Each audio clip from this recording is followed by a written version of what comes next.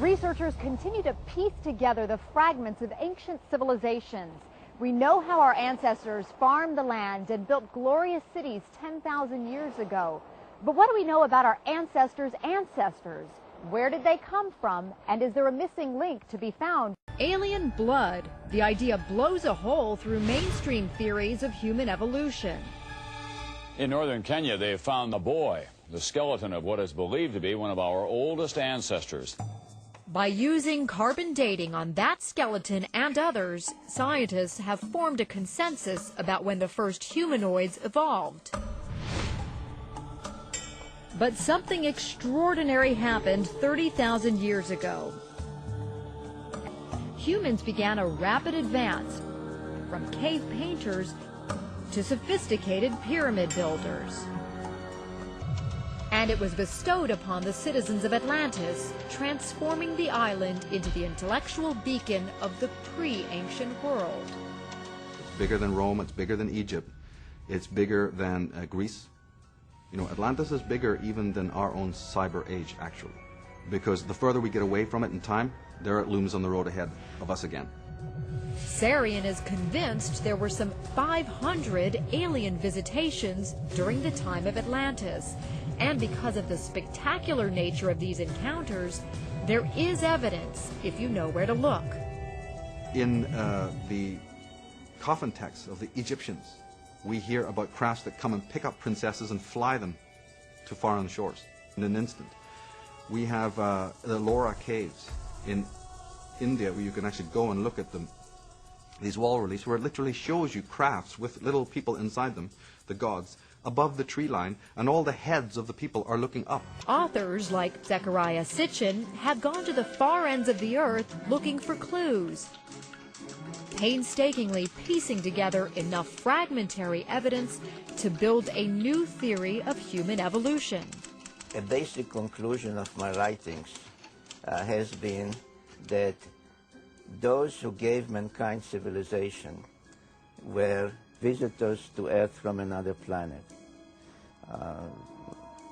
If I say extraterrestrials, it's a dirty word, but that's what they were.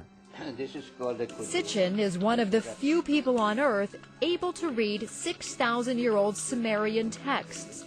These writings, according to Sitchin, contain unmistakable clues to ancient intergalactic space travel. And in order to come and go between them, their planet and our planet, they needed a space facility. The space facility was in a place in Mesopotamia, in today's Iraq. The mission control center was at a place called Nibiru, and the actual spaceport was in a place called Sipar, which can be translated as Bird City. Many of them were depicted as birdmen with wings.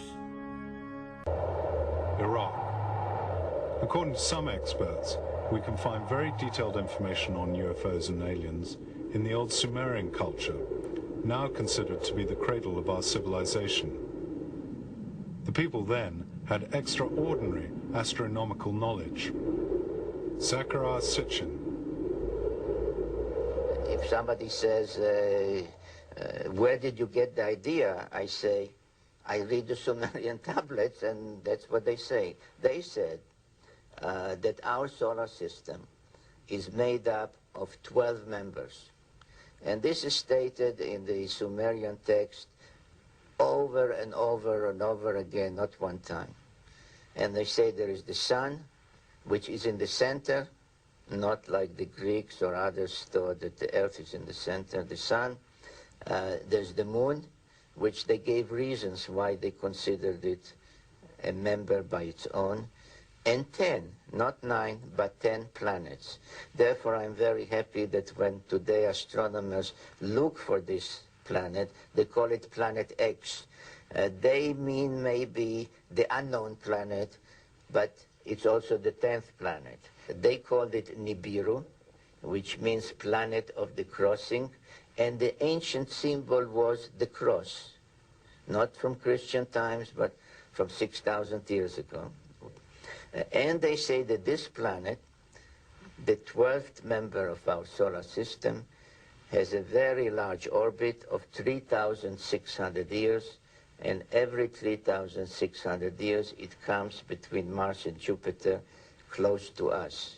And it is then, they said, that people that look like us, not with little horns or green, people that look like us, started to come between their planet and Earth about 450,000 years ago. Why do they look like us? We look like them. Because if you know the Bible, which is based on the Sumerian tales, at some point they engaged in genetic engineering and mixed their genes with the genes of Homo erectus. We can use various scientific terms, but let's say with early hominids, to bring about Homo sapiens, us. You know, who would have thought that talking about the evolution of man and creationism and Darwinism, I mean, I got calls for days after you were here. This really piques people's interest. Well, let's start with that, because most people either fall into the category of thinking that, creationism, God created the earth and man, or Darwinism, we all sort of evolved from lower life forms. And your research shows, in your opinion, that neither one of those are true. Right. I've done some extensive research as far as humanity goes. At around 4 million years ago, something appears called the Australopithecines. We are told that we humans evolved from these creatures called Australopithecines that later evolved into something called early Homos, Homo habilis, Homo erectus, and that means man in scientific terms. Neither of those look anything like us. We've all seen the skulls and the body parts in National Geographic. They don't look anything like us. They have no foreheads. They have big brow ridges. They have large, round, nocturnal night vision eyes. They have big, wide noses. Mouths stick off their face, no chin, long arms that dangle down to their knees. In no way do they look human. So anthropologists don't argue the point. They say, you're right, there's nothing that looks human in the so-called pre-human fossil record. This is where the missing link comes in, exactly, that there's something between pre-human man and... They say we're going to find someday something that is going to indicate a transition from these creatures that existed to man, which looks nothing like them. Humans have no place in the natural flow of life on Earth. So then you have to ask the question, where did we come from? And in part 4 of the book, I deal with that, and I believe that the Sumerians, the ancient Sumerians, and what they had to say about it are correct. And what they say is that there's another planet in our solar system that was captured by our solar system as the solar system was forming. It is not in a counterclockwise circular orbit like the other natural planets.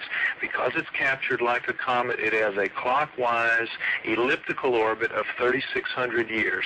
On that planet, the Sumerians say, lives a superior race of beings known as the Anunnaki. They call the planet Nibiru.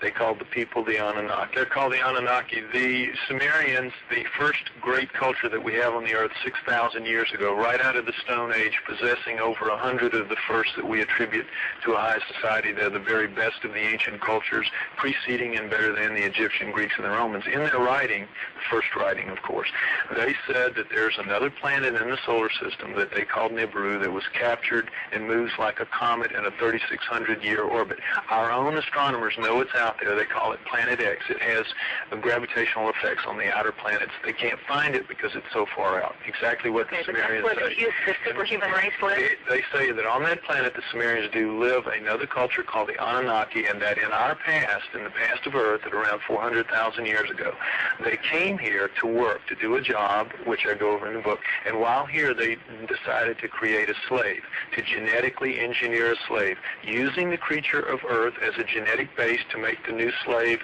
and servant better adapted to the planet than they were. That's us?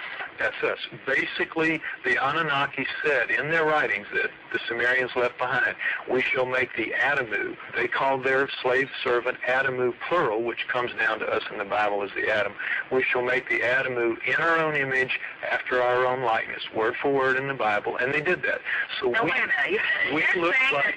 that the modern race of people, were genetically engineered by this superhuman race of aliens that came from other planets. And that we look like them. In the cylinder seals that we have, the 5,000 or so cylinder seals that we have out of the Sumerian culture, depicting gods and humans on the same cylinder seal at the same time, they always look the same. And this is why we only use 10% of our brains. They genetically engineered our brains. They gave us their bodies. We have, you will notice, we have tremendously reduced strength from primates. If we descended from primates, where did our strength go? Every primate is 5 to 10 times stronger than we are pound for pound. How did we lose 2 chromosomes? All primates have 48 chromosomes. We have 46. That is an awful lot of DNA. Where did it? If you read the Sumerian texts, the Anunnaki flourished from around 400,000 years ago, and by the way, they called where they lived in the Tigris-Euphrates Valley, the Eden. That was their word for where they lived. We've heard Adam, and we've heard Eden. Well, it turns out that a lot of the Old Testament is an attempt to rewrite the Sumerian epics of creation because they were considered to be the guys with the word. I have to break here.